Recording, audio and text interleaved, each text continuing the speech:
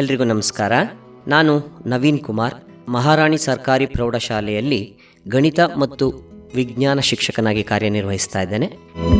ಆತ್ಮೀಯ ವಿದ್ಯಾರ್ಥಿಗಳೇ, ಈ ಸಾಲಿನಲ್ಲಿ SSLC ಪರೀಕ್ಷೆ ತೆಗೆದುಕೊಂಡು ಉತ್ತಮವಾದ ತಯಾರಿ ನಡೆಸಿರುವ ಮತ್ತು ಮಾರ್ಚ್ 21ರಿಂದ ಪ್ರಾರಂಭವಾಗ್ತಿರುವಂತಹ ಪಬ್ಲಿಕ್ ಪರೀಕ್ಷೆಗೆ ಉತ್ತಮವಾಗಿ ತಯಾರಿ ಮಾಡಿರುವ ನಿಮಗೆ ಮೊದಲು ನನ್ನ ಶುಭಾಶಯಗಳನ್ನ ತಿಳಿಸ್ತಾ, ಇವತ್ತಿನ ತರಗತಿಯಲ್ಲಿ ನಾನು ಭೌತಶಾಸ್ತ್ರದ ವಿಷಯವಾಗಿ ಪ್ರಶ್ನೆ ಪತ್ರಿಕೆ ವಿನ್ಯಾಸ ಹೇಗಿರುತ್ತೆ ಮತ್ತು ಉತ್ತಮ ಅಂಕ ಗಳಿಸೋಕ್ಕೆ ನೀವು ಯಾವ ಕ್ಷೇತ್ರದಲ್ಲಿ ಹೆಚ್ಚು ಕಾನ್ಸಂಟ್ರೇಟ್ ಮಾಡಬೇಕಾಗುತ್ತೆ ಅನ್ನೋ ವಿಷಯದ ಬಗ್ಗೆ ನಾನು ಮಾತಾಡಲಿದ್ದೇನೆ.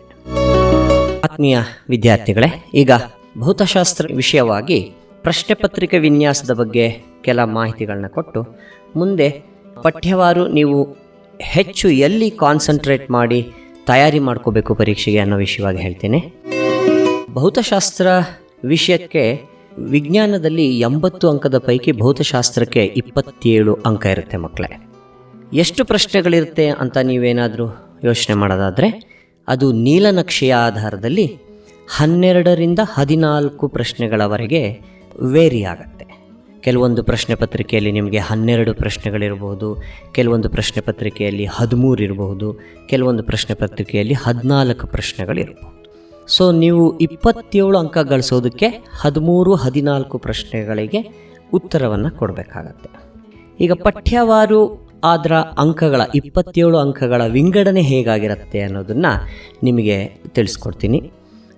4 ಪಠ್ಯಗಳ ಪೈಕಿ ಬೆಳಕು, ಪ್ರತಿಫಲನ ಮತ್ತು ವಕ್ರೀಭವನ, ಲೈಟ್, ರಿಫ್ಲೆಕ್ಷನ್ ಆ್ಯಂಡ್ ರಿಫ್ರ್ಯಾಕ್ಷನ್ ಅನ್ನೋ ಪಾಠ ಮತ್ತು ಮಾನವನ ಕಣ್ಣು ಮತ್ತು ವರ್ಣಮಯ ಜಗತ್ತು, human I and colourful world, ಈ 2 ಪಾಠ ಸೇರಿ 13 ಅಂಕಗಳಿಗೆ ಇರುತ್ತೆ ಮಕ್ಕಳೇ. ಒಂದೊಂದು ಪಾಠಕ್ಕೆ ಅಂದಾಜಿನಲ್ಲಿ ನಾವು 7 ಅಂಕ 6 ಅಂಕ ಅಂತ ಅದನ್ನು ಸ್ಪ್ಲಿಟ್ ಮಾಡ್ಕೋಬಹುದು. 1 ಅಂಕ ಆ ಕಡೆ ಮತ್ತು ಈ ಕಡೆ ಆಗುವ ಸಾಧ್ಯತೆಗಳು ಇರ್ತವೆ. ಸೊ ಬೆಳಕು ಪಾಠಕ್ಕೆ 7 ಅಂದ್ಕೊಂಡ್ರೆ ಮಾನವನ ಕಣ್ಣು ಪಾಠಕ್ಕೆ 6 ಅಂಕ ಅಂತ ನೀವು ಭಾವಿಸಬಹುದು. ಅಥವಾ ಇನ್ನೊಂದು ಆಪ್ಷನ್ ಏನಿರಬಹುದು ಅಂದರೆ ಬೆಳಕು ಲೈಟ್ ಪಾಠಕ್ಕೆ 8 ಅಂಕ ಆದರೆ ಮಾನವನ ಕಣ್ಣು ಪಾಠಕ್ಕೆ 5 ಅಂಕಗಳಾಗುವ ಸಾಧ್ಯತೆಗಳು ಇರುತ್ತೆ. ಇನ್ನು ಉಳಿದ ಅಂಕ 14 ಅಂಕ ವಿದ್ಯುತ್ ಶಕ್ತಿ ಪಾಠ ಮತ್ತು ವಿದ್ಯುತ್ ಪ್ರವಾಹದ ಕಾಂತೀಯ ಪರಿಣಾಮಗಳು ಅನ್ನೋ ಪಾಠಕ್ಕೆ ಇರುತ್ತೆ. That is electricity and magnetic effect of electric current. ಇದು 2 ಚಾಪ್ಟರ್ಸ್ ಒಟ್ಟಿಗೆ ಸೇರಿ 14 ಅಂಕ ಇರುತ್ತೆ. ಆಬ್ವಿಯಸ್ಲಿ ವಿದ್ಯುತ್ ಶಕ್ತಿ ಪಾಠ ಸ್ವಲ್ಪ ದೊಡ್ಡದಿರೋದ್ರಿಂದ ಅದರ ವಿಂಗಡಣೆ ಬಹುತೇಕ 8 ಅಂಕ ಮತ್ತು 6 ಅಂಕದ ರೀತಿ ಇರಬಹುದಾದ ಸಾಧ್ಯತೆಗಳು ಹೆಚ್ಚಿರುತ್ತೆ. ಮೊದಲೇ ತಿಳಿಸಿದಂಗೆ 1 ಅಂಕ ಆ ಪಾಠಕ್ಕೆ ಈ ಪಾಠಕ್ಕೆ ಹೆಚ್ಚು ಕಡಿಮೆ ಆಗುವ ಸಾಧ್ಯತೆ ಇರುತ್ತೆ. ಮತ್ತು ಪ್ರಶ್ನೆ ಪತ್ರಿಕೆ ವಿನ್ಯಾಸದಲ್ಲಿ ಈ 3 ರೀತಿ ವಿಂಗಡಣೆ ಇರುತ್ತೆ ಮಕ್ಕಳೇ. ನಿಮಗೆ ಯಾಕೆ ಈ ಭಾಗವನ್ನು ಮಾತ್ರ ಹೇಳ್ತಾ ಇದ್ದೀನಿ ಅಂದರೆ ನಿಮ್ಮ ಆತ್ಮವಿಶ್ವಾಸ ಹೆಚ್ಚಾಗಬೇಕು. ಪ್ರತಿಯೊಬ್ಬರು ನೀವೇನು ಭಾವಿಸ್ಕೋತೀರಿ ಅಂದರೆ ಸೈನ್ಸ್ ಅಂದರೆ ಕಷ್ಟ, ಟಫು, ಅದರ ಅಂಕ ಗಳಿಸೋದು ಆ ಥರ ಇರೋಕ್ಕೆ ಸಾಧ್ಯನೇ ಇಲ್ಲ. ಸೈನ್ಸ್ ತುಂಬ ಈಸಿ ಇರುತ್ತೆ. ನಮ್ಮ ತಯಾರಿಯ ಮೇಲೆ ಅದು ಎಷ್ಟು ಕಷ್ಟ ಇತ್ತು, ಎಷ್ಟು ಈಸಿ ಇತ್ತು ಅನ್ನೋದನ್ನು ನಾವೇ ಡಿಸೈಡ್ ಮಾಡ್ಕೋಬೇಕಾಗತ್ತೆ. ಹಾಗೆ ನೋಡೋದಾದರೆ ಸುಲಭವಾಗಿ ಅಂಕ ಗಳಿಸುವ ಭಾಗದಲ್ಲಿ 30% ಅಂದರೆ 24 ಅಂಕ ಇರುತ್ತೆ. ಒಟ್ಟು 80 ಮಾರ್ಕ್ಸ್ಗೆ ಹೇಳ್ತಾ ಇರೋದು ನಾನು. ಆ್ಯಾವ್ರೇಜ್ ಅಂದರೆ ಸಾಧಾರಣವಾದಂತಹ ಪ್ರಶ್ನೆಗಳು ಅಂದರೆ 50% ಅಂದರೆ 40 ಅಂಕ ಇರುತ್ತೆ. ಅಂದರೆ ಮಕ್ಕಳೇ ಒಟ್ಟು 40 + 24 64 ಅಂಕಗಳಿಗೆ ವಿಜ್ಞಾನದಲ್ಲಿ ನೀವು ಸುಲಭವಾಗಿ ಅಂಕವನ್ನು ಗಳಿಸೋಕೆ ಸಾಧ್ಯ ಇರುತ್ತೆ. ಯಾವಾಗ ಯಾವ ವಿಷಯ ಸುಲಭ ಆಗುತ್ತೆ ಅಂದರೆ ಅದಕ್ಕೆ ತಕ್ಕನಾದಂತಹ ಪೂರ್ವ ತಯಾರಿ ಇದ್ದಾಗ. ಇನ್ನೂ ನಿಮಗೆ ಸಾಕಷ್ಟು ಸಮಯಾವಕಾಶ ಇದೆ. ಮನಸ್ಸನ್ನು ಗಟ್ಟಿ ಮಾಡಿ ಓದು ಕಡೆ ಕೇಂದ್ರೀಕರಿಸಿ ನೀವು ಸಣ್ಣ ಪ್ರಮಾಣದ ಅಂದರೆ ದಿನಕ್ಕೆ 2 ಗಂಟೆ ವಿಜ್ಞಾನಕ್ಕೋಸ್ಕರ ಉಪಯೋಗಿಸಿ ನೀವು ತಯಾರಿ ಮಾಡಿದ್ರೆ 55ರಿಂದ 60 ಅಂಕವನ್ನು ಸುಲಲಿತವಾಗಿ ಗಳಿಸೋಕೆ ಸಾಧ್ಯ ಇದೆ ಮಕ್ಕಳೇ. ಪ್ರಶ್ನೆ ಪತ್ರಿಕೆ ನೋಡಿದ ತಕ್ಷಣ ಕಷ್ಟ ಇತ್ತು ಹಾಗೆ ಹೀಗೆ ಅಂತ ಹೇಳೋಕೆ ನಿಮಗೆ ಸಿಗುವ ಪ್ರಶ್ನೆಗಳು ಎಷ್ಟು ಗೊತ್ತಾ? ಕಠಿಣತೆಯ ಮಟ್ಟ ಹೆಚ್ಚಿರೋ ಪ್ರಶ್ನೆ ಅದು ಕೇವಲ 16 ಅಂಕಕ್ಕಿರುತ್ತೆ. ಅದರಲ್ಲೂ ಕೆಲವೊಂದು ಪ್ರಶ್ನೆಗಳು ಸ್ವಲ್ಪ ಯೋಚನೆ ಮಾಡಿದ್ರೆ, ನಾವು ಕಲ್ತಿರೋ ಅಂಶವನ್ನು ಅನ್ವಯಿಕವಾಗಿ ನೋಡಿದ್ರೆ ನಾವು ಅವುಗಳನ್ನು ಉತ್ತರಿಸುವ ಸಾಧ್ಯತೆ ಇರುತ್ತೆ. ಒಟ್ಟಿನಲ್ಲಿ ನನ್ನ ಅಭಿಪ್ರಾಯದಂತೆ ಏನಂದರೆ, ನೀವು ವಿಜ್ಞಾನದಲ್ಲಿ ಪ್ರತಿನಿತ್ಯದ 1.5 ಗಂಟೆಯ ತಯಾರಿಯಿಂದ ಕನಿಷ್ಠ 50ರಿಂದ 60 ಅಂಕಗಳನ್ನಂತೂ ಬಹಳ ಸುಲಭವಾಗಿ ಪಡ್ಕೊಳ್ಳೋಕ್ಕೆ ಸಾಧ್ಯ ಇದೆ ಮಕ್ಕಳೇ. ಸೊ ಇದಿಷ್ಟು ಪ್ರಶ್ನೆ ಪತ್ರಿಕೆ ಮತ್ತು ಪಾಠಗಳವಾರು ಅಂಕಗಳ ವಿಂಗಡಣೆ ಬಗ್ಗೆ ನಾನು ನಿಮಗೆ ತಿಳಿಸಿ ಹೇಳಬೇಕಾದಂತಹ ವಿಷಯ ಆಗಿತ್ತು. ಮುಂದೆ ಪಾಠವಾರು ನಾವು ಹೇಗೆ ತಯಾರಿ ಮಾಡ್ಕೋಬೇಕು, ಪರೀಕ್ಷೆಗೆ ಯಾವ ನಿಟ್ಟಿನಲ್ಲಿ ತಯಾರಿ ಮಾಡಿಕೊಂಡ್ರೆ ನಮಗೆ ಇರುವುದರಲ್ಲಿ ಹೆಚ್ಚು ಅಂಕ ಗಳಿಸೋ ಸಾಧ್ಯ ಆಗುತ್ತೆ ಅಂದರೆ, ನಾನು ನನ್ನ ಶಾಲೆಯ ಮಕ್ಕಳಿಗೂ ಇದನ್ನು ಹೆಚ್ಚು ಹೇಳ್ಕೊಡ್ತೀನಿ. ನೀವೇನು ಮಾಡಬೇಕು ಅಂದರೆ, ಪ್ರತಿ ಪಾಠದಲ್ಲಿಯೂ ಆ ಪಾಠದಲ್ಲಿ ಬರುವ ವ್ಯಾಖ್ಯಾನಗಳು ಅಂದರೆ ಡೆಫಿನೇಷನ್ಸ್ಗಳು, ಆಮೇಲೆ ನಿಯಮಗಳು, ಆ ಪಾಠದ ಸೂತ್ರಗಳು, ಮತ್ತು ಆ ಪಾಠದಲ್ಲಿ ಕಂಡುಬರುವಂತಹ ಸಮಸ್ಯೆಗಳು, ಮತ್ತು ಭೌತಶಾಸ್ತ್ರ ಆದದ್ರಿಂದ ಅಲ್ಲಿ ಭೌತಿಕ ಅಂಶಗಳಿಗೆ SI ಯೂನಿಟ್ಸ್ ಅಂತಾರಾಷ್ಟ್ರೀಯ ಏಕಮಾನಗಳು, ಮತ್ತು ಆ ಪಾಠದಲ್ಲಿ ಬರುವಂತಹ ಚಿತ್ರಗಳು, ಮತ್ತು ಆ ಪಾಠದಲ್ಲಿ ಬರುವಂತಹ ಅಂಶಗಳ ನಡುವಿನ ವ್ಯತ್ಯಾಸಗಳು. ಮುಂದೆ ನಾನು ಮತ್ತೆ ಒಂದೊಂದೇ ಅಂಶಗಳನ್ನು ತಗೊಂಡು ಹೇಳ್ಕೊಂಡು ಹೋಗ್ತೀನಿ ಮಕ್ಕಳೇ. ಈ ರೀತಿ ಪಟ್ಟಿ ಮಾಡಿಕೊಂಡು ನೀವು 4 ಪಾಠಗಳಲ್ಲಿ ಬರುವ ವ್ಯಾಖ್ಯಾನಗಳನ್ನೆಲ್ಲ ಒಂದು ಕಡೆ ಬರ್ಕೊಳ್ಳೋದು, ಆಮೇಲೆ ನಿಯಮಗಳನ್ನೆಲ್ಲ ಒಂದು ಕಡೆ ಬರ್ಕೊಳ್ಳೋದು, ಹೀಗೆ ಮಾಡ್ಕೊಂಡು ಹೋಗಿ ಆ ಪ್ರಕಾರವಾಗಿ ನೀವು ತಯಾರಿ ಮಾಡಿಕೊಂಡ್ರೆ ನೀವು ಹಾಕ್ಕೊಂಡಿರುವಂತಹ ಟಾರ್ಗೆಟ್ನ ಗುರಿಯನ್ನು ಮುಟ್ಟೋದ್ರಲ್ಲಿ ಯಾವುದೇ ಸಂಶಯ ಇಲ್ಲ. ಸೊ ಮೊದಲನೆಯದಾಗಿ ನಾನು ವ್ಯಾಖ್ಯಾನಗಳು ಅನ್ನೋ ಭಾಗದಲ್ಲಿ ಹೋದರೆ ಹೇಗೆಲ್ಲ ಪ್ರಶ್ನೆಗಳು ಬರಬಹುದು ಅನ್ನುವಂತಹ ಅಂಶಕ್ಕೆ ಬರ್ತೀನಿ.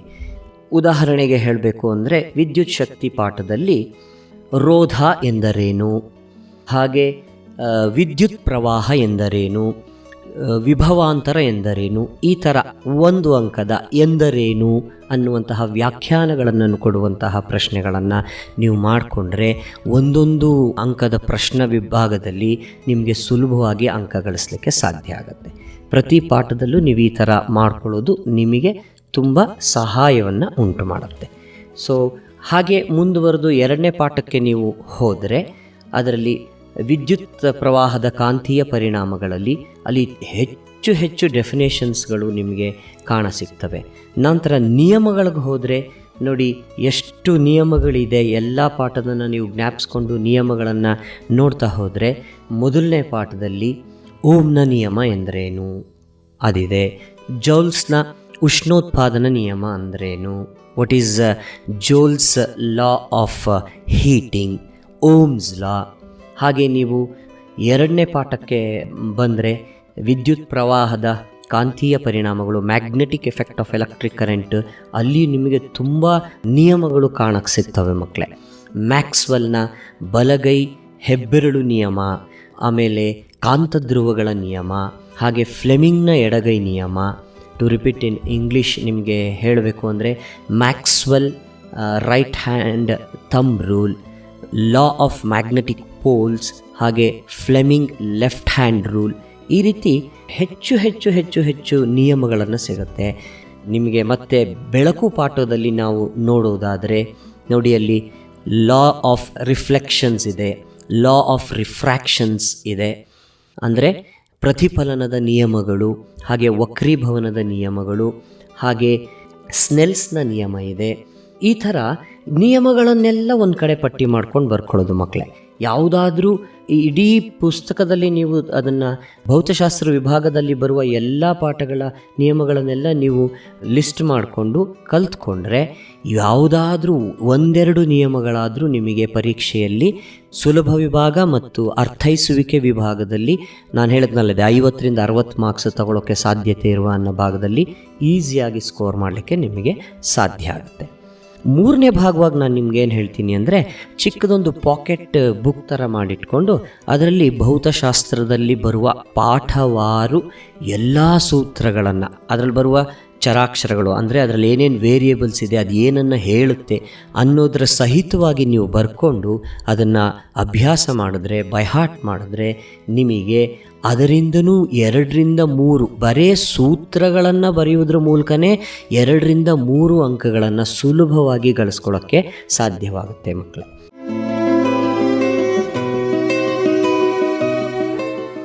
ಉದಾಹರಣೆಗೆ ಹೇಳಬೇಕು ಅಂತ ಅಂದರೆ ನಿಮಗೆ ವಿದ್ಯುತ್ ಶಕ್ತಿ ಪಾಠದಲ್ಲಿ ಬಹಳಷ್ಟೇ ಸೂತ್ರಗಳು ಕಂಡು ಬರ್ತವೆ. ಅದರ ಚರಾಕ್ಷರಗಳ ಸಹಿತವಾಗಿ ನೀವು ಬರ್ಕೋಬೇಕು. ಚರಾಕ್ಷರಗಳು ಅಂದರೆ ವೇರಿಯೇಬಲ್ಸ್, ನೀವು ಅಲ್ಲೇನು ಯೂಸ್ ಮಾಡ್ತೀರಿ ಅದರ ಜ್ಞಾನ ಇದ್ದರಷ್ಟೇ ನಿಮಗೆ ಆ ಪ್ರಶ್ನೆಗೆ ಸೂಕ್ತವಾದಂತಹ ಒಂದು ಸೂತ್ರವನ್ನು ಬರೀಲಿಕ್ಕೆ ನಿಮಗೆ ಸಾಧ್ಯವಾಗುತ್ತೆ ಮಕ್ಕಳೇ. ಉದಾಹರಣೆಗೆ ಹೇಳ್ತೀನಿ ನೋಡಿ, ಓಮ್ಸ್ನ ನಿಯಮದ ಸೂತ್ರ ಇದೆ, ಓಮ್ಸ್ ಲಾ, ಓಮ್ನ ನಿಯಮದ ಸೂತ್ರ V=IR. ವಿ ಅಂದರೆ ವಿಭವಾಂತರ, ಐ ಅಂದರೆ ವಿದ್ಯುತ್ ಪ್ರವಾಹ, ಆರ್ ಅಂದರೆ ರೋಧ. ಈ ಥರ ಆ ಚರಾಕ್ಷರಗಳ ಏನು ತಿಳಿಸುತ್ತೆ ಅನ್ನೋದರ ಸಹಿತವಾಗಿ ನೀವು ಆ ಸೂತ್ರಗಳನ್ನು ಬರ್ಕೊಂಡು ಅದನ್ನು ಬೈಹಾರ್ಟ್ ಮಾಡಿದ್ರೆ, ಮಗಪ್ ಮಾಡಿದ್ರೆ ನಿಮಗೆ ತುಂಬಾ ಸಹಾಯ ಆಗುತ್ತೆ ಮಕ್ಕಳೇ. ಅದೇ ಥರ ಸರಣಿ ಜೋಡಣೆ, ಸಮಾಂತರ ಜೋಡಣೆಯ ಸೂತ್ರ. ಸರಣಿ ಜೋಡಣೆಗೆ RS=R1 + R2 + R3. ಸಮಾಂತರ ಜೋಡಣೆಗೆ 1/RP = 1/R1 + 1/R2 + 1/R3. ಈ ಥರ ನೀವು ಎಲ್ಲ ಸೂತ್ರಗಳನ್ನು ಪಟ್ಟಿ ಮಾಡ್ಕೊಳ್ಳೋದು. ನಿಮಗೆ ಹೆಚ್ಚು ಸೂತ್ರ ಕಂಡು ಬರೋದು ಮಕ್ಕಳೇ ವಿದ್ಯುತ್ ಶಕ್ತಿ ಪಾಠ ಮತ್ತು ಬೆಳಕು ಪಾಠದಲ್ಲಿ. ಇನ್ನು ಉಳಿದಂತೆ 2 ಪಾಠದಲ್ಲಿ ಸೂತ್ರಗಳ ಪ್ರಮಾಣ ತೀರಾನೇ ಕಡಿಮೆ ಇದೆ. ಹಾಗಾಗಿ ಆ 2 ಪಾಠ ಅಂಕವಾರು ನೋಡಿದ್ರೂ ಹೆಚ್ಚು ಅಂಕಗಳನ್ನು ಹೊಂದಿದೆ, 8 ಅಂಕ 7 ಅಂಕ ಹೀಗೆ ಹೊಂದಿದೆ. ಮತ್ತು ಅದರ ಮಹತ್ವ ಮತ್ತು ನೀವು ಗಳಿಸಬಹುದಾದ ಅಂಕಗಳ ಸಾಧ್ಯತೆ ಎಲ್ಲವನ್ನು ನೋಡಿದ್ರೆ ಈ 2 ಪಾಠಗಳನ್ನು ನೀವು ಹೆಚ್ಚು ಗಮನ ಕೊಡೋದು ಒಳ್ಳೆಯದು ಅಂತ ನಾನಾದರೂ ಭಾವಿಸ್ತೇನೆ ಮಕ್ಕಳೇ. ಇದು ಸೂತ್ರಗಳ ಮೇಲೆ ಈ ಥರ ಚರಾಕ್ಷರ ಸಹಿತವಾಗಿ ನೀವು ಬರೆದಿಟ್ಕೋಬೇಕು. You have to write the formula along with the variables. What do they say? For example, V=IR. V is voltage or potential difference. I is current flowing through the conductor. R is resistance of the conductor. ಹೀಗೆ ನೀವು ಆ ಪ್ರತಿಯೊಂದು variables ಏನನ್ನು ತಿಳಿಸುತ್ತೆ ಅನ್ನುವ knowledge, ಅದರ ಜ್ಞಾನದೊಂದಿಗೆ ಬರೆದ್ರಷ್ಟೇ ನಿಮಗೆ ಯಾವ ಪ್ರಶ್ನೆಗೆ ಯಾವ ಪೂರಕವಾದಂತಹ ಸೂತ್ರವನ್ನು ಬಳಸೋಕ್ಕೆ ಸಾಧ್ಯ ಅನ್ನೋದು ನಿಮ್ಮ ಗಮನಕ್ಕೆ, ನಿಮಗೆ ಜ್ಞಾಪಕಕ್ಕೆ ಬರಲಿಕ್ಕೆ ಸಾಧ್ಯವಾಗುತ್ತೆ. ಅಕಸ್ಮಾತ್ ನೀವು ಆ ಪ್ರಶ್ನೆಯನ್ನು, ಆ ಸಮಸ್ಯೆಯನ್ನೇ ಬಿಡಿಸ್ತೀರಿ ಅಂತ ಹೇಳೋದಾದರೆ ಆವಾಗ ನಿರ್ದಿಷ್ಟವಾದ ಸೂತ್ರವನ್ನು ಬಳಸ್ಕೊಂಡು ಅಲ್ಲಿರುವಂತಹ ದತ್ತಾಂಶಗಳನ್ನು ಅದಕ್ಕೆ ಸಬ್ಸ್ಟಿಟ್ಯೂಟ್ ಮಾಡಿ ಲೆಕ್ಕವನ್ನು ಬಿಡಿಸೋಕ್ಕೂ ನಿಮಗೆ ಸುಲಭ ಆಗುತ್ತೆ. ಅಕಸ್ಮಾತ್ ವೇರಿಯೇಬಲ್ಗಳು ಏನನ್ನು ಹೇಳುತ್ತೆ ಅನ್ನೋದೇ ನಿಮಗೆ ಗೊತ್ತಿಲ್ಲ ಅಂದರೆ ಯಾವ ಪ್ರಶ್ನೆಗೆ ಯಾವ ಸೂತ್ರವನ್ನು ಬರೀಬೇಕು ಅನ್ನುವಂತಹ ಸಂಬಂಧವನ್ನು ನೀವು ಗುರುತಿಸಲಿಕ್ಕೆ ಸಾಧ್ಯವಾಗೋದಿಲ್ಲ. ಹಾಗಾಗಿ ಸೂತ್ರಗಳನ್ನು ನೀವು ಬರ್ಕೊಳ್ಳೋದು, ಅದರ ಚರಾಕ್ಷರಗಳ ಬಗ್ಗೆ ಮಾಹಿತಿ ಸಹಿತವಾಗಿ ಅದನ್ನು ಕಲ್ತ್ಕೊಳ್ಳೋದು ಬಹಳವೇ ಮುಖ್ಯ ಅಂತ ನಾನಾದರೂ ಭಾವಿಸ್ತೇನೆ ಮಕ್ಕಳು. ಮತ್ತೊಂದು ಪುಟ್ಟದಾದಂತಹ ವಿಭಾಗ ಅಂದರೆ ಅಂತಾರಾಷ್ಟ್ರೀಯ ಏಕಮಾನಗಳನ್ನು, ಭೌತಿಕ ಅಂಶಗಳ ಅಂತಾರಾಷ್ಟ್ರೀಯ ಏಕಮಾನವನ್ನು ಎಲ್ಲಾದರೂ ಒಂದು ಕಡೆ ನೇರವಾಗಿಯೇ ಕೇಳುವ ಸಾಧ್ಯತೆ ಇದೆ. ಮಲ್ಟಿಪಲ್ ಚಾಯ್ಸ್ ಕ್ವಶನ್ಸಲ್ಲಿ ವಿದ್ಯುತ್ ಪ್ರವಾಹದ ಏಕಮಾನ ಅಥವಾ ಅಂತಾರಾಷ್ಟ್ರೀಯ ಏಕಮಾನ ಏನು, what is the SI unit of electric current ಅಥವಾ ವೋಲ್ಟೇಜ್, ಅದರ್ವೈಸ್ ಪೊಟೆನ್ಷಿಯಲ್ ಡಿಫ್ರೆನ್ಸ್. ಈ ರೀತಿಯ ಪ್ರಶ್ನೆಗಳು ಬಂದಾಗ ನೀವು ಅಂತಾರಾಷ್ಟ್ರೀಯ ಏಕಮಾನಗಳನ್ನು ಸರಿಯಾದ ರೀತಿಯಲ್ಲಿ ಬರೆದು ಕಲ್ತ್ಕೊಳ್ಳೋದ್ರಿಂದ ಅಲ್ಲಿಯೂ ಅಂಕ ಗಳಿಸೋ ಸಾಧ್ಯತೆ ಇದೆ. ಸಮಸ್ಯೆಗಳನ್ನು ಬಿಡಿಸಿದಾಗ ಅಲ್ಲಿಯೂ ಸಹ ನೀವು ವಿದ್ಯುತ್ ಪ್ರವಾಹ ಕಂಡುಹಿಡಿದಿದ್ರೆ ಅಥವಾ ರೋಧವನ್ನು ಕಂಡುಹಿಡಿದಿದ್ರೆ ಅದರ ಏಕಮಾನ ಸಹಿತವಾಗಿ ನೀವು ಉತ್ತರ ಬರೀಬೇಕಾಗಿರೋದ್ರಿಂದ ಅವುಗಳನ್ನು ಗಟ್ಟು ಹೊಡಿಬೇಕಾದದ್ದು ಅಥವಾ ಮನನ ಮಾಡಬೇಕಾದದ್ದು ನಿಮ್ಮ ಕರ್ತವ್ಯ ಆಗಿರುತ್ತೆ ಮಕ್ಕಳ. ಈ ರೀತಿಯಾಗಿ ನೀವು ಸೂತ್ರಗಳನ್ನೆಲ್ಲ ಒಂದು ಕಡೆ ಪಟ್ಟಿ ಮಾಡ್ಕೊಳ್ಳೋದು, ನಿಯಮಗಳನ್ನೆಲ್ಲ ಪಟ್ಟಿ ಮಾಡ್ಕೊಳ್ಳೋದು, ವ್ಯಾಖ್ಯಾನಗಳನ್ನೆಲ್ಲ ಪಟ್ಟಿ ಮಾಡ್ಕೊಳ್ಳೋದ್ರ ಮೂಲಕ ನಿಮ್ಮ ತಯಾರಿಯನ್ನು ಸುಲಭ ಮಾಡ್ಕೋಬಹುದು. ಈ ಥರದ ಪಟ್ಟಿಗಳು ಒಂದು ಬುಕ್ಲೆಟನ್ನು ನೀವು ಮಾಡಿಕೊಂಡ್ರೆ ಪರೀಕ್ಷೆಯ ಗ್ಯಾಪ್ನಲ್ಲಿ ರಿವಿಷನ್ಗೆ ನಿಮಗೆ ತುಂಬಾ ಸಹಾಯ ಆಗುತ್ತೆ.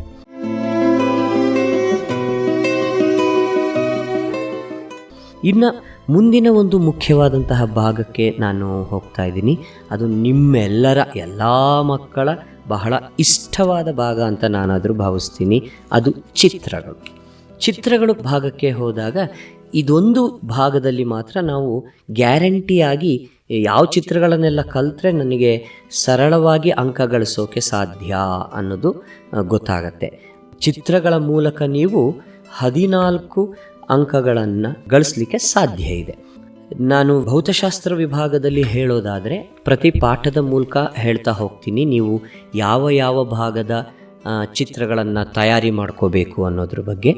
ಮೊದಲಿಗೆ ಬೆಳಕು ಪ್ರತಿಫಲನ ಮತ್ತು ವಕ್ರೀಭವನ ಅನ್ನೋ ಪಾಠಕ್ಕೆ ನಿಮ್ಮ ತಯಾರಿಯಲ್ಲಿ ಚಿತ್ರಗಳನ್ನು ಯಾವ್ಯಾವ್ದು ಕಲಿಬೇಕು ಅಂದರೆ, ನಿಮ್ನ ದರ್ಪಣದಿಂದ ಉಂಟಾದ ಪ್ರತಿಬಿಂಬಗಳ ರೇಖಾಚಿತ್ರಗಳು ಅಂತ. ಪೀನ ದರ್ಪಣ ನಮಗೆ ಇರುವ ಗೈಡ್ಲೈನ್ಸ್ ಪ್ರಕಾರ ಚಿತ್ರ ಎಲ್ಲಿ ರಚಿಸಿ, ರೇಖಾಚಿತ್ರ ರಚಿಸಿ ಅಂತ ಕೇಳಬೇಕಿದೆಯೋ ಆ ಭಾಗದಲ್ಲಿ ಪೀನ ದರ್ಪಣದ ಮೇಲೆ ಹೆಚ್ಚು ಒತ್ತು ಕೊಟ್ಟಿಲ್ಲದೆ ಇರುವ ಕಾರಣ ನಿಮ್ನ ದರ್ಪಣದಿಂದ ಉಂಟಾದ ಪ್ರತಿಬಿಂಬಗಳ ರೇಖಾಚಿತ್ರಗಳನ್ನು ನೀವು ಹೆಚ್ಚು ತಯಾರಿಯೊಂದಿಗೆ ಕಲಿಯೋದು ಬಹಳ ಮುಖ್ಯವಾಗುತ್ತೆ ಮಕ್ಕಳೇ. ಅಲ್ಲಿ ಬೇರೆ ಬೇರೆ ಸ್ಥಳಗಳಲ್ಲಿ ಅಂದರೆ ಸಿನಲ್ಲಿ, ಸಿ ಮತ್ತು ಎಫ್ನ ನಡುವೆ, ಸಿನ ಹಿಂದೆ, ಹೀಗೆ ಬೇರೆ ಬೇರೆ ಸ್ಥಾನಗಳಲ್ಲಿ ವಸ್ತುವನ್ನು ಇಟ್ಟಾಗ ಬಿಂಬ ಎಲ್ಲಿ ಮೂಡುತ್ತೆ, ಹೇಗೆ ಮೂಡುತ್ತೆ, ಬಿಂಬದ ಸ್ವಭಾವ ಏನು, ಬಿಂಬದ ಸ್ಥಾನ ಯಾವುದು, ಬಿಂಬ ಎಷ್ಟು ಗಾತ್ರ ಇದೆ ಅನ್ನುವ ಎಲ್ಲ ಮಾಹಿತಿಯನ್ನು ಆ ರೇಖಾಚಿತ್ರದಲ್ಲಿ ನೀವು ರಚಿಸೋದ್ರಿಂದ ನಿಮ್ನ ದರ್ಪಣದಲ್ಲಿ ಉಂಟಾದ ಪ್ರತಿಬಿಂಬದ ರೇಖಾಚಿತ್ರದ ಮೇಲೆ ಹೆಚ್ಚು ಗಮನ ಕೊಡೋದು ಒಂದು ಮುಖ್ಯವಾದ ವಿಷಯ ಆಗಿದೆ. ಅದೇ ಪಾಠದಲ್ಲಿ ಪೀನ ಮಸೂರದಿಂದ ಉಂಟಾಗುವ ಪ್ರತಿಬಿಂಬದ ಸ್ಥಾನ, ಸ್ವಭಾವ ಮತ್ತು ಗಾತ್ರ ಅದನ್ನು ಸಹ ನೀವು ಹೆಚ್ಚು ಅಭ್ಯಾಸ ಮಾಡಬೇಕಾಗತ್ತೆ. ಇಲ್ಲಿ ಒಂದು ವಿಷಯನ ನಾನು ನಿಮಗೆ ಹೇಳಲಿಕ್ಕೆ ಇಷ್ಟಪಡ್ತೀನಿ. ಯಾವುದು ಮಿಥ್ಯ ಪ್ರತಿಬಿಂಬ ಇರುತ್ತೋ ಅದು ಯಾವಾಗಲೂ ನೇರವಾಗಿರುತ್ತೆ, ಅಂದರೆ ನೇರ ಬಿಂಬ ಮಿಥ್ಯ ಪ್ರತಿಬಿಂಬ ಆಗಿರುತ್ತೆ. ಯಾವುದು ಸತ್ಯ ಪ್ರತಿಬಿಂಬ ಆಗಿರುತ್ತೋ ಅದು ಯಾವಾಗಲೂ ತಲೆ ಕೆಳಗು ಪ್ರತಿಬಿಂಬ ಆಗಿರುತ್ತೆ. ಸೊ ನಿಮ್ನ ದರ್ಪಣದಲ್ಲಿ ಮತ್ತು ಪೀನ ಮಸೂರದಲ್ಲಿ ಮಕ್ಕಳೇ ಯಾವಾಗಲೂ ಸತ್ಯ ಮತ್ತು ತಲೆ ಕೆಳಗು ಪ್ರತಿಬಿಂಬಗಳೇ ಮೂಡುತ್ತವೆ. ಒಂದು ಸಲ ಇಂಗ್ಲೀಷಲ್ಲಿ ನಾನು ರಿಪೀಟ್ ಮಾಡೋದಾದರೆ, ಕಾನ್ಕೇವ್ ಮಿರರ್ನಲ್ಲಿ ಬೇರೆ ಬೇರೆ ಪೊಸಿಷನ್ಸಲ್ಲಿ how the images are formed ಅನ್ನುವಂತಹ ರೇ ಡಯಾಗ್ರಾಮನ್ನು ನೀವು ಪ್ರಾಕ್ಟೀಸ್ ಮಾಡಬೇಕು. And also convex lens, you have to practice the formation of images in convex lens. ಅದರದ್ದು ರೇ ಡಯಾಗ್ರಾಮ್ಸ್ನ ನೀವು ಪ್ರಾಕ್ಟೀಸ್ ಮಾಡಬೇಕು. You should be able to tell its nature, its position and its size of the image. ಇವುಗಳ ಬಗ್ಗೆ ನೀವು ಹೆಚ್ಚು ಹೆಚ್ಚು ಹೆಚ್ಚು ಗಮನ ಕೊಡಬೇಕು ಮಕ್ಕಳೇ.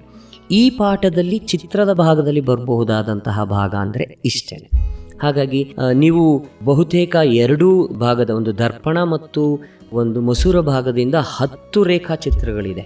ಹಾಗಾಗಿ ನೀವು ಮಗಪ್ ಮಾಡೋದಕ್ಕಿಂತ ಭಿನ್ನ ರೀತಿಯ ರೇಖೆಗಳು, ಅಂದರೆ ಪ್ರಧಾನ ಅಕ್ಷಕ್ಕೆ ಸಮಾಂತರ ರೇಖೆ ವಕ್ರೀಭವನದ ನಂತರನೋ ಅಥವಾ ಪ್ರತಿಫಲದ ನಂತರನೋ ಸಂಗಮ ಬಿಂದುವಿನ ಮೂಲಕ ಹಾದು ಹೋಗುತ್ತೆ ಅನ್ನೋ ಅಂಶವನ್ನು ಇಟ್ಕೊಂಡು, ಅಥವಾ ಸಂಗಮ ಬಿಂದುವಿನ ಮೂಲಕ ಹಾದು ಹೋಗುವ ರೇಖೆ ಪ್ರಧಾನ ಅಕ್ಷಕ್ಕೆ ಸಮಾಂತರವಾಗಿ ಹಾದು ಹೋಗುತ್ತೆ ಅನ್ನುವ ಕಲ್ಪನೆಯನ್ನು, ಆ ಅಂಶವನ್ನು ಇಟ್ಕೊಂಡು ರಚನೆಯನ್ನು ಪ್ರಾಕ್ಟೀಸ್ ಮಾಡಿದ್ರೆ ಗಟ್ಟು ಹೊಡಿಬೇಕಾದಂತಹ ಸಂದರ್ಭ ಬರೋಲ್ಲ, ನಿಮಗೆ ಚೆನ್ನಾಗಿ ಜ್ಞಾಪಕ ಇರುತ್ತೆ.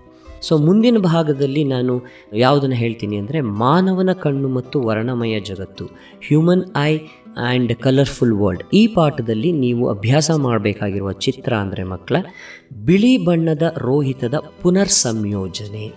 ಇದು ನೇರ ಚಿತ್ರಕ್ಕೆ 2 ಅಂಕಕ್ಕೆ ಕೇಳಬಹುದಾದ ಸಾಧ್ಯತೆಯನ್ನು ಹೊಂದಿರುವಂತಹ ಚಿತ್ರ. ಇಂಗ್ಲೀಷ್ ಮೀಡಿಯಂ ಸ್ಟೂಡೆಂಟ್ಸಿಗೆ ಹೇಳೋದಾದರೆ, recombination of spectrum of white light using the prisms. ಆ ಚಿತ್ರವನ್ನು ಈ ಪಾಠದಿಂದ ಕೇಳುವ ಸಾಧ್ಯತೆ ಇದೆ. ಚಿತ್ರ ರಚಿಸೋಕೆ ಕೇಳಬಹುದ ಸಾಧ್ಯತೆ ಇದು ಒಂದೇ ಇದ್ರೂ ಮಕ್ಕಳೇ, ನೀವು ಡಿಸ್ಪರ್ಷನ್ ಆಫ್ ಲೈಟ್, ವರ್ಣ ವಿಭಜನೆಯ ಚಿತ್ರವನ್ನು ಕಲ್ತ್ಕೊಂಡಿರೋದು, ಮತ್ತು ಮಳೆಯ ನೀರಿನ ಹನಿಯಲ್ಲಿ ಕಾಮನಬಿಲ್ಲು ಉಂಟಾಗುವ ಚಿತ್ರ, ಅಂದರೆ formation of rainbow in water droplet ಮತ್ತು dispersion of light through the prism. ಈ 2 ಚಿತ್ರಗಳನ್ನು ಅಭ್ಯಾಸ ಮಾಡಿಕೊಂಡಿದ್ರೆ ಬಹಳ ಒಳ್ಳೆಯದು ಮಕ್ಕಳೇ. ಯಾಕೆ ಅಂದರೆ ಹಾಟ್ ಕ್ವಶನ್ ಅನ್ನುವ ಭಾಗದಲ್ಲಿ ಈ ಚಿತ್ರಗಳನ್ನು ಕೇಳಿ ಇದರ ಮೇಲೆ ಪ್ರಶ್ನೆಗಳನ್ನು ಮಾಡಬಹುದಾದಂತಹ ಸಾಧ್ಯತೆ ಹೆಚ್ಚಿರೋದ್ರಿಂದ ನೀವು ಚಿತ್ರರಚನೆಯ ದೃಷ್ಟಿಯಿಂದ recombination of spectrum of white ಲೈಟನ್ನು ಕಲಿತು ಇದೆರಡನ್ನು ನೀವು ಹಾಟ್ ಕ್ವಶನ್ ವಿಭಾಗದಿಂದ ಅಭ್ಯಾಸ ಮಾಡೋದು ಒಳ್ಳೆಯದು. ಇನ್ನು ವಿದ್ಯುತ್ ಶಕ್ತಿ ಪಾಠದಿಂದ 4 ಚಿತ್ರಗಳನ್ನು ನೀವು ಗಮನ ಕೊಟ್ಟು ಅಭ್ಯಾಸ ಮಾಡಬೇಕಾಗತ್ತೆ ಮಕ್ಕಳೇ. ಯಾವುದಪ್ಪ ಅಂದರೆ, ವಿದ್ಯುನ್ಮಂಡಲದ ರೇಖಾಚಿತ್ರ, simple circuit, simple electric circuit, ವಿದ್ಯುನ್ಮಂಡಲದಲ್ಲಿ ಸಾಮಾನ್ಯವಾಗಿ ಉಪಯೋಗಿಸುವ ಚಿಹ್ನೆಗಳು. ಇದು ನೀವು ಹಿಂದಿನ ಪ್ರಶ್ನೆ ಪತ್ರಿಕೆಗಳನ್ನ ಗಮನಿಸಿದರೆ ಮಕ್ಕಳೇ, ಯಾವುದಾದ್ರೂ ಒಂದು ಸಂಕೇತವನ್ನು ಕೇಳಿದ್ದಾರೆ. ಲೈಕ್ ರಿಯೋಸ್ಟ್ಯಾಟ್, ತಂತಿಗಳು ಒಂದಕ್ಕೊಂದು ಸಂಧಿಸಿಲ್ಲದೆ ಮೇಲೂ ಹಾದು ಹೋಗಿರುವಂತಹ ತಂತಿಗಳನ್ನು ತೋರಿಸುವ ಚಿತ್ರ ಆಗಿರಬಹುದು, ಅಥವಾ ವಿದ್ಯುತ್ ರೋಧಕದ ಚಿತ್ರ ಆಗಿರಬಹುದು. ಈ ಥರ ಆ ಸಿಂಬಲನ್ನು, ಸರ್ಕ್ಯೂಟಲ್ಲಿ ಬಳಸುವ ಸಿಂಬಲನ್ನು 10 ಸಿಂಬಲ್ಗಳಿದೆ. ಅದು 10 ನೀವು ಅಭ್ಯಾಸ ಮಾಡಿದ್ರೆ 1 ಅಂಕ ತುಂಬ ಈಸಿಯಾಗಿ ಪಡ್ಕೊಳ್ಳೋಕ್ಕೆ ಸಾಧ್ಯತೆ ಇದೆ. ರಿಯೋಸ್ಟ್ಯಾಟಿನ ಚಿತ್ರನಂತೂ ಸುಮಾರು ಪ್ರಶ್ನೆ ಪತ್ರಿಕೆಗಳಲ್ಲಿ ಕೇಳಿಬಿಟ್ಟಿದ್ದಾರೆ. ಹಾಗಾಗಿ ಅದರ ಮಹತ್ವದ ಹಿನ್ನೆಲೆಯಲ್ಲಿ ಅವುಗಳನ್ನು ಹೆಚ್ಚು ನೋಡ್ಕೊಳ್ಳಿ. ಉಳಿದಂತೆ ರೋಧಕಗಳ ಸರಣಿ ಕ್ರಮ ಜೋಡಣೆಯ ಚಿತ್ರ ಮತ್ತು ಸಮಾಂತರ ಜೋಡಣೆಯ ಚಿತ್ರ, ಈ 2 ಚಿತ್ರಗಳು ಸಹ ಪರೀಕ್ಷಾ ದೃಷ್ಟಿಯಿಂದ ಬಹಳನೇ ಮುಖ್ಯವಾಗಿದೆ. ಸೊ ವಿದ್ಯುತ್ ಶಕ್ತಿ ಪಾಠದಲ್ಲಿ 4 ಚಿತ್ರಗಳು. ಸೊ ಎಲೆಕ್ಟ್ರಿಸಿಟಿ ಪಾಠದಲ್ಲಿ ನಿಮಗೆ 4 very important diagrams are to be practiced. One is simple circuit and the symbols used in the circuits, series connection of resistors and parallel connection of resistors. ಇದು 4 ಚಿತ್ರಗಳನ್ನು ನೀವು ದಯವಿಟ್ಟು ಚೆನ್ನಾಗಿ ಅಭ್ಯಾಸ ಮಾಡಿ.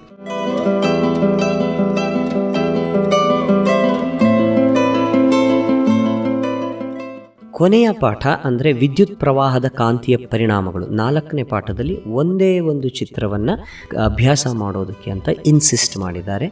ಯಾವುದಪ್ಪ ಅಂದರೆ ನೇರವಾಹಕ ತಂತಿಯ ಸುತ್ತ ಕಾಂತೀಯ ಬಲರೇಖೆಗಳನ್ನು ಸೂಚಿಸುವ ಚಿತ್ರ. ಅದೇ ಕಾಂತೀಯ ಬಲರೇಖೆಗಳು ಏಕಕೇಂದ್ರೀಯ ವೃತ್ತಗಳ ಮಾದರಿಯಲ್ಲಿ ಉಂಟಾಗ್ತವಲ್ಲ, ಅದು ಆ ಚಿತ್ರವನ್ನು ನೀವು ಅಭ್ಯಾಸ ಮಾಡಬೇಕಾಗುತ್ತೆ. So in the lesson of magnetic effect of electric current you have to practise the formation of magnetic lines of force around a straight current carrying conductor which will be in the form of concentric circles. ಇದನ್ನು ನೀವು ಅಭ್ಯಾಸ ಮಾಡಬೇಕಾಗುತ್ತೆ ಮಕ್ಕಳು. So ಇಷ್ಟು 8 ಚಿತ್ರಗಳನ್ನು ನೀವು ಚೆನ್ನಾಗಿ ಅಭ್ಯಾಸ ಮಾಡಿದ್ರೆ 4 ರಿಂದ 5 ಅಂಕಗಳನ್ನು ಸುಲಭವಾಗಿ ಗಳಿಸಿಕೊಳ್ಳುವ ಎಲ್ಲ ಸಾಧ್ಯತೆಗಳು ಇದೆ. ಹಾಗಾಗಿ ಚಿತ್ರಗಳನ್ನು ಅಭ್ಯಾಸ ಮಾಡಿ ಮಕ್ಕಳು. ಸೊ ಚಿತ್ರಗಳ ವಿಷಯದಲ್ಲಿ ಇಷ್ಟು ಅಂಶಗಳನ್ನು ನಾನು ಹೇಳೋದಾದರೆ, ಇನ್ಯಾವ ರೀತಿಯಲ್ಲಿ ನಾವು ಸುಲಭವಾಗಿ ಅಂಕ ಗಳಿಸೋದಕ್ಕೆ ತಯಾರಿಯನ್ನು ಮಾಡ್ಕೋಬಹುದು ಅಂತ ಅಂದರೆ, ವ್ಯತ್ಯಾಸಗಳನ್ನು ನೀವು ಪಟ್ಟಿ ಮಾಡ್ಕೊಳ್ಳಿ ಮಕ್ಕಳೇ. ಉದಾಹರಣೆಗೆ ಹೇಳೋದಾದರೆ, ನಾನು ಬೆಳಕು ಪಾಠದಿಂದ ನಿಮಗೆ ಉದಾಹರಣೆಯನ್ನು ಹೇಳೋದಾದರೆ, ಅಲ್ಲಿ ದರ್ಪಣಕ್ಕೂ ಮಸೂರಕ್ಕೂ ಇರುವ ವ್ಯತ್ಯಾಸ, the difference between mirror and the lens, ಅದೊಂದನ್ನು ಹೇಳ್ಬೋದು. ನಿಮ್ನ ದರ್ಪಣ ಮತ್ತು ಪೀನ ದರ್ಪಣಗಳಿಗಿರುವ ವ್ಯತ್ಯಾಸ, ಹಾಗೆ ನಿಮ್ನ ಮಸೂರ ಮತ್ತು ಪೀನ ಮಸೂರಗಳಿಗಿರುವಂತಹ ವ್ಯತ್ಯಾಸ. ಈ ರೀತಿಯಾಗಿ ನೀವು ವ್ಯತ್ಯಾಸಗಳನ್ನು ತಿಳಿಸೋದ್ರ ಮೂಲಕ, ಪಟ್ಟಿ ಮಾಡ್ಕೊಳ್ಳೋದ್ರ ಮೂಲಕ, ಪ್ರತಿ ಪಾಠದಲ್ಲೂ ವ್ಯತ್ಯಾಸಗಳು ಯಾವ್ಯಾವುದು ಬರ್ತವೆ ಅವುಗಳನ್ನೆಲ್ಲ ಪಟ್ಟಿ ಮಾಡ್ಕೊಳ್ಳೋದು, ಅದನ್ನೆಲ್ಲ ಕಲಿತಾ ಹೋಗೋದು. ಇದು ನಿಮ್ಮ ಕಲಿಕೆಯ ವಿಧಾನವನ್ನು ಸುಲಭಗೊಳಿಸುತ್ತೆ, ಹೆಚ್ಚು ಸಮರ್ಥಕವಾಗಿ ವಿಷಯವನ್ನು ಜ್ಞಾಪಕ ಇಟ್ಕೊಳ್ಳೋಕ್ಕೆ ತುಂಬ ಸಹಾಯ ಮಾಡುತ್ತೆ ಮಕ್ಕಳೇ. ಸೊ ಈ ರೀತಿ ವ್ಯತ್ಯಾಸಗಳನ್ನು ನೀವು ಪಟ್ಟಿ ಮಾಡ್ಕೊಳ್ತಾ ಹೋಗಿ. ವಿದ್ಯುತ್ ಶಕ್ತಿ ಪಾಠದಲ್ಲಿ ಒಂದು ಉದಾಹರಣೆಯಾಗಿ ಹೇಳಬೇಕು ಅಂದರೆ, ರೋಧಕಗಳ ಸರಣಿ ಜೋಡಣೆ ಮತ್ತು ಸಮಾಂತರ ಜೋಡಣೆಗಳಿಗಿರುವ ವ್ಯತ್ಯಾಸ, the difference between series connection and parallel connection of resistors. ಈ ರೀತಿಯಾದ ವ್ಯತ್ಯಾಸಗಳನ್ನು ನೀವು ದಯವಿಟ್ಟು ಪಟ್ಟಿ ಮಾಡಿಕೊಂಡು ತಯಾರಿ ಮಾಡಿಕೊಳ್ಳಿ ಮಕ್ಕಳೇ. ಇದು ವ್ಯತ್ಯಾಸಗಳ ಭಾಗವಾಗಿ ನಾನು ನಿಮಗೆ ಹೇಳ್ತಾ ಇರುವಂತಹ ವಿಷಯ. ಇನ್ನೊಂದು ಭಾಗದಲ್ಲಿ ನಾನು ಹೆಚ್ಚು ಒತ್ತು ಕೊಡೋದೇನಪ್ಪ ಅಂದರೆ, ಒಂದು ಚಿತ್ರದಲ್ಲಿ ಬರುವ ಭಾಗ ಇರಬಹುದು ಅಥವಾ ಒಂದು ಸರ್ಕ್ಯೂಟ್ನಲ್ಲಿ ಬಳಸುವಂತಹ ವಸ್ತು ಇರಬಹುದು, ಇದರ ಮೇಲೆ ಅವುಗಳ ಉಪಯೋಗಗಳು ಅನ್ನೋದೊಂದು ಪಟ್ಟಿಯನ್ನು ಮಾಡಿಕೊಂಡು ಅಲ್ಲಿಯೂ ಸಹ ನೀವು 1 ಅಂಕಕ್ಕೆ ಅಥವಾ 2 ಅಂಕಕ್ಕೆ ಸುಲಭವಾಗಿ ನೀವು ಮಾರ್ಕ್ಸನ್ನು ಪಡಿತಾ ಹೋಗ್ಬೋದು ಮಕ್ಕಳೇ. ಇದಕ್ಕೆ ನಾನು ಉದಾಹರಣೆಯಾಗಿ ಏನನ್ನು ಹೇಳಬಹುದು ಅಂತ ಅಂದರೆ, ಅದೇ ಬೆಳಕು ಪಾಠಕ್ಕೆ ಹೋದರೆ ನಿಮ್ನ ದರ್ಪಣದ ಉಪಯೋಗಗಳೇನು, ಯಾಕೆ ನಾವು ಹಿನ್ನೋಟ ದರ್ಪಣವಾಗಿ ನಾವು ಪೀನ ದರ್ಪಣವನ್ನು ಬಳಸ್ತೀವಿ, ವೈದ್ಯರು ಯಾಕೆ ಅವರು ದಂತ ಪರೀಕ್ಷೆಯಲ್ಲಿ ನಿಮ್ನ ದರ್ಪಣವನ್ನು ಬಳಸ್ತಾರೆ, ಈ ಥರ ಕಾರ್ಯಕಾರಣಿ ಸಂಬಂಧ ಸಹಿತವಾಗಿ ನೀವು ಅವುಗಳ ಒಂದು ಉಪಯೋಗಗಳನ್ನು ಕಲಿಯೋದ್ರಿಂದ ಅಲ್ಲಿಯೂ ನೀವು 2 ರಿಂದ 3 ಅಂಕಗಳನ್ನು ಅತಿ ಸುಲಭವಾಗಿ ಗಳಿಸುವ ಸಾಧ್ಯತೆಗಳನ್ನು ಹೊಂದಿರ್ತೀರಿ ಮಕ್ಕಳೇ. ಸೊ ಈ ರೀತಿ ಉಪಯೋಗಗಳನ್ನು ಪಟ್ಟಿ ಮಾಡೋದು. ಕೊನೆಯ ಭಾಗವಾಗಿ ನಾನು ವೈಜ್ಞಾನಿಕ ಕಾರಣ ಕೊಡಿ ಅನ್ನುವ ರೀತಿಯಲ್ಲಿ ಕೆಲವೊಂದು ಪ್ರಶ್ನೆಗಳನ್ನು ನೀವು ಕಲಿಯೋದ್ರಿಂದ ತುಂಬಾ ಉಪಯೋಗ ಆಗುತ್ತೆ. ಈ ಭಾಗ ಹೆಚ್ಚು ಎಲ್ಲಿ ಸೂಕ್ತವಾಗುತ್ತೆ ಅಂತ ಅಂದರೆ ಮಾನವನ ಕಣ್ಣು ಮತ್ತು ವರ್ಣಮಯ ಜಗತ್ತು ಪಾಠದಲ್ಲಿ ಕೊನೆಯ ಹಂತದಲ್ಲಿ ವಾತಾವರಣದಲ್ಲಿ ಬೆಳಕಿನ ವಕ್ರೀಭವನ ಅಂತೆಲ್ಲ ಬರುತ್ತಲ್ವ, ಆ ಭಾಗದಲ್ಲಿ ನಿಮಗೆ ಇದಕ್ಕೆ ಹೆಚ್ಚು ಪ್ರಶ್ನೆಗಳನ್ನು ಕೇಳಬಹುದಾದ ಸಾಧ್ಯತೆಗಳನ್ನು ನೀವು ನೋಡಬಹುದು ಮಕ್ಕಳೇ.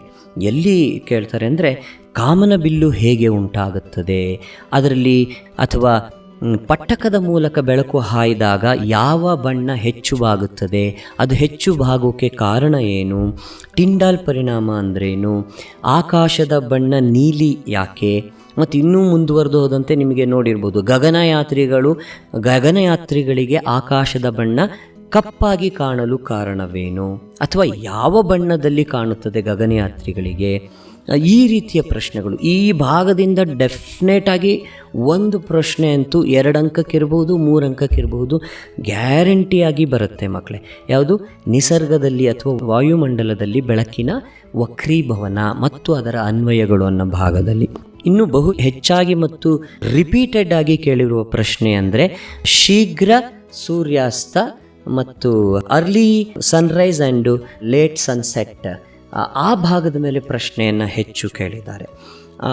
ಆ ವಿಂಗಲ್ಲೇ ಅಂದರೆ ಆ ಭಾಗದಲ್ಲೇ ನೀವು ಹೆಚ್ಚು ಒತ್ತು ಕೊಟ್ಟು ನೋಡೋದ್ರಿಂದ ನಿಮಗೆ ತುಂಬ ಈಸಿಯಾಗಿ ಅಲ್ಲಿ 2-3 ಅಂಕಗಳನ್ನು ಗಳಿಸೋಕ್ಕೆ ಸಾಧ್ಯ ಆಗುತ್ತೆ. ಇದೆಲ್ಲ ನಾನು ಒಂದೊಂದು ಪಾಠದಲ್ಲಿ ಅನ್ವಯಿಕ ಪ್ರಶ್ನೆಯಲ್ಲಿ ಎಲ್ಲಿ ಹೆಚ್ಚು ಪ್ರಶ್ನೆಯನ್ನು ಕೇಳ್ಬೋದು ಅನ್ನುವ ಭಾಗವನ್ನು ಇಟ್ಕೊಂಡು ನಾನು ನಿಮಗೆ ಹೇಳ್ತಾ ಇದ್ದೀನಿ. ಇನ್ನು ವಿದ್ಯುತ್ ಪ್ರವಾಹದ ಕಾಂತೀಯ ಪರಿಣಾಮದಲ್ಲಿ ಮಕ್ಕಳೇ ಈ 4 ವಿಷಯದಲ್ಲಿ ಯಾವುದೇ ಪ್ರಶ್ನೆ ಪತ್ರಿಕೆ ತೆಗೆದು ನೋಡಿ ಒಂದಾದರೂ ಪ್ರಶ್ನೆ ಇದ್ದೇ ಇರುತ್ತೆ. ಯಾವುದು?